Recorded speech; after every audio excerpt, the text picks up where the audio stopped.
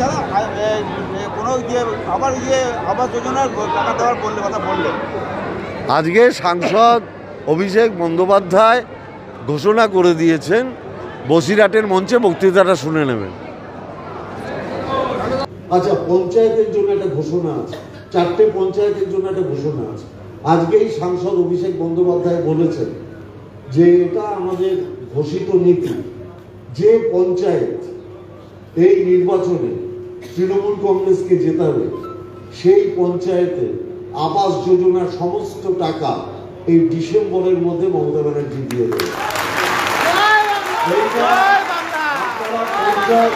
করে বললেন যে পঞ্চায়েত এই নির্বাচনে তৃণমূলকে লিড দেবে তাদের প্রত্যেকের বাড়ির আবাস যোজনার টাকা ডিসেম্বরের মধ্যে মমতা ব্যানার্জি দিয়ে দেবে।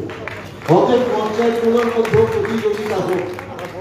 হ্যাঁ, পৌরসভাও তাই, যে ওয়ার্ড লিড দেবে।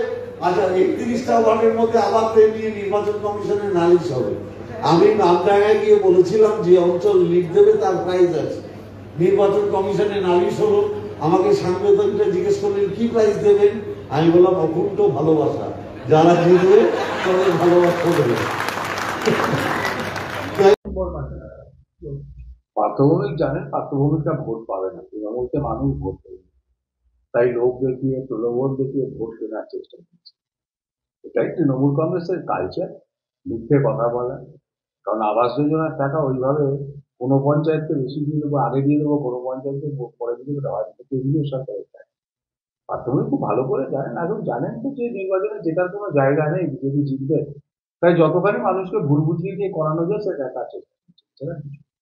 এই বিষয়টা কি নির্বাচনী আচরণ? না, নিশ্চয়ই এ তো নির্বাচনী আচরণ বিধি মধ্যে তো পড়ে, এটা তাকে উল্লঙ্ঘন করা হচ্ছে।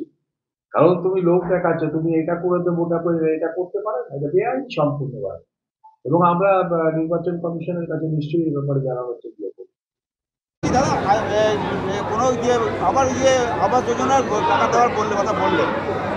আজকে সাংসদ অভিষেক বন্দ্যোপাধ্যায় ঘোষণা করে দিয়েছেন, বসিরহাটের মঞ্চে বক্তৃতাটা শুনে নেবেন।